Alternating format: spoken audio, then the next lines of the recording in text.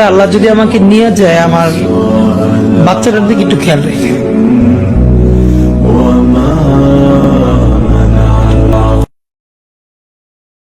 অবশেষে মৃত্যুর কাছে হেরে গেলেন ওসমান হাদি। ওসমান হাদি ঝালকাঠি জেলার নলছিটি উপজেলায় একটি মুসলিম পরিবার জন্মগ্রহণ করেন। তার বাবা একজন মাদ্রাসার শিক্ষক ও স্থানীয় ইমাম। 6 ভাই বোনের মধ্যে হাদি সর্বকনিষ্ঠ। হাদি তার প্রাথমিক শিক্ষা জীবন শুরু করেন নলছিটির একটি মাদ্রাসা থেকে। সেখান থেকে তিনি 3য় শ্রেণী পর্যন্ত পড়াশোনা করে তিনি 4র্থ শ্রেণীতে ঝালকাঠি এএনএম কালিম মাদ্রাসায় ভর্তি হন। সেখান থেকে তিনি আলিম পরীক্ষায় সম্পূর্ণ করে পরে ঢাকা বিশ্ববিদ্যালয়ের রাষ্ট্রবিজ্ঞান বিভাগে ভর্তি হন।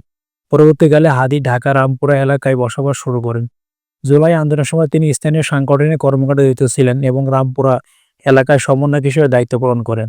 2024 সালে জুলাই গণঅভ্যুত্থানে ও পরবর্তী সময় বাংলাদেশ আওয়ামী লীগকে নিষিদ্ধ করার দাবিতে হওয়া আন্দোলনকে হাদিকে অন্যতম তরুণ নেতৃত্বের একজন হিসেবে বিবেচনা করা হয়। 2025 সালে আওয়ামী লীগ নিষিদ্ধকরণ আন্দোলনে তাকে প্রধান নেতৃত্ব তালিকায় অন্তর্ভুক্ত করা হয়েছে। সেখানে ইনকিলাব মঞ্চে, ন্যাশনাল অ্যান্টি ফ্যাসিস্ট ইউনিটি ব্যানারের অধীনে থাকা সংগঠনগুলোর একটি